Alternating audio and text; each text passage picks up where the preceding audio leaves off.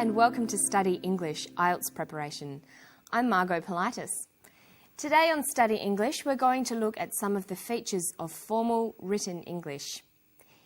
In our clip, we'll hear from a man who believes that drinking water is the key to being healthy and living a long time. He's going to talk about how he came to his conclusion and how he tried to get some support for his project. How does nature do it? What keeps body cells going, and how can we improve on that process so that we eliminate disease altogether and we live a long and healthy life? I don't think death and disease is inevitable. We stumbled on the fact that they weren't actually getting rid of carbon dioxide out of their bodies, they were neutralising the carbon dioxide in their bodies. And we found it was from the water they were drinking. When we looked at these animals and saw what they were doing, it was exactly as we'd hypothesised, and that was a great feeling, a real feeling of elation. I tried and I tried and I tried to be conventional in that sense. I went to 100 people. I wrote 1,000 letters. I spoke to the Australian Academy of Science. I spoke to the American Academy of Science. I spoke to hospitals. I spoke to professors of medicine. Because I wanted to do work independently, I couldn't get anywhere, so I had to do it other ways. This is a food substance. This is something that's been drunk for thousands of years. This is probably where the mythology of the Fountain of Youth came from. There would have been natural springs somewhere bubbling out magnesium bicarbonate at an alkaline pH value, and people that drank these springs lived longer. But I want everybody to have the opportunity to live a long and healthy life, and that's been my life's work, and we're getting somewhere. We're getting somewhere. One of the most important areas for students to master is the difference between informal spoken English and formal written English, including academic language. There are many differences between formal and informal English. Firstly, in written language, all words must be spelt correctly. There should be no words in written English that you can't find in a dictionary. Another important difference is that contractions are not used in formal written English. We only use contractions in written English if we're trying to represent the way that people speak. The clip we've heard today is, of course, spoken English. Listen to part of it again and see if you can identify the features of informal English. But I want everybody to have the opportunity to live a long and healthy life, and that's been my life's work, and we're getting somewhere. We're getting somewhere. When Dr. Beckett is speaking, he uses a number of contractions. He says, "That's been my life's work," and "We're getting somewhere." "That's" is short for "that is," and "where" is short for "we are." So if we were writing these statements, we'd write, "That has been my life's work. We are getting somewhere." There are many common contractions. By using them in your spoken language, you'll sound more natural, but be careful to write them out in full informal situations. Watch for not words like couldn't, could not, wouldn't, would not, shouldn't, should not, won't, will not, and don't, do not.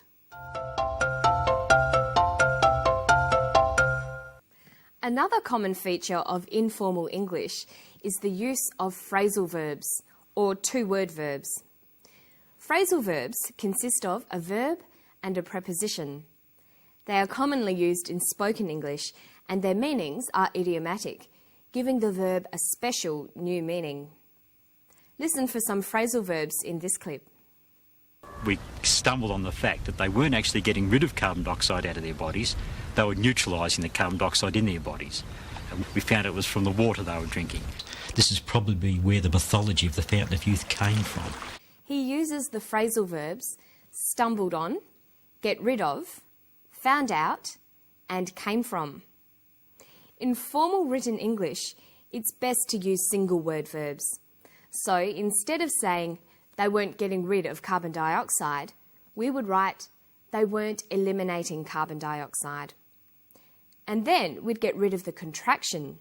So it would read they were not eliminating carbon dioxide. Instead of saying we found out it was from the water, we would write we discovered it was from the water. This is probably where the myth came from. This is probably where the myth originated. Let's look at some other examples of common phrasal verbs. Instead of look into, we would write investigate. Instead of cut down, we would write reduce. Keep on could be continue. Point out could be indicate. All of these words are more formal than phrasal verbs. Another important part of formal written English is understanding how to use conjunctions. Short sentences are less formal than compound or complex sentences. If you can, it's good to try to link short sentences together. Listen to this clip, then we'll try to turn it into good formal English using coordinating conjunctions. I went to 100 people. I wrote 1,000 letters. I spoke to the Australian Academy of Science. I spoke to the American Academy of Science. I spoke to hospitals. I spoke to professors of medicine. Because I wanted to do work independently, I couldn't get anywhere. He uses a number of simple sentences in a row. I spoke to the Australian Academy of Science. I spoke to the American Academy of Science. I spoke to hospitals.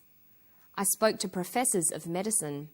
These could become, I spoke to the Australian Academy of Science, comma, the American Academy of Science, and hospitals. I also spoke to professors of medicine. There are some rules to be aware of when you're using conjunctions. In formal English, we don't start sentences with coordinating conjunctions. Words like and but are joining words. They are not used to begin sentences. Listen to Dr. Beckett again. Notice how he uses conjunctions to start his sentences. There would have been natural springs somewhere bubbling out magnesium bicarbonate at an alkaline pH value, and people that drank these springs lived longer. But I want everybody to have the opportunity to live a long and healthy life, and that's been my life's work. He uses the word and to begin a sentence. If we were writing a formal report or essay, we would have to find other words to replace and. We could begin the sentence with furthermore, in addition, or moreover. We could replace the word but with the word however. You should make lists of these alternative words so you use a variety of them in your written language. It's important to avoid repetition in your formal written English. Of course, repetition can be used to add emphasis in spoken English.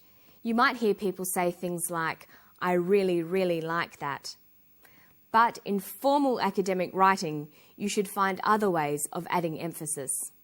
Listen to the way he uses repetition. I tried and I tried and I tried to be conventional in that sense. I went to 100 people. I wrote 1,000 letters. I spoke to the Australian Academy of Science. I spoke to the American Academy of Science. I spoke to hospitals. I spoke to professors of medicine. Because I wanted to do work independently, I couldn't get anywhere. I tried and I tried and I tried. To make this sentence more formal, you could either just drop the repeated verb or use an adverb like repeatedly. We could just write, I tried, or I tried repeatedly. Another way you can make your language more formal is to use the prefix re to indicate a repeated action. This doesn't apply to all verbs. Look at this sentence. He played and played the song again and again. We could write formally, he replayed the song repeatedly. And why don't you try practicing ways of making spoken language more formal? Or looking at ways that you can take formal written language and turn it into conversational English. That's all for today. I hope I'll see you next time on Study English. Bye-bye.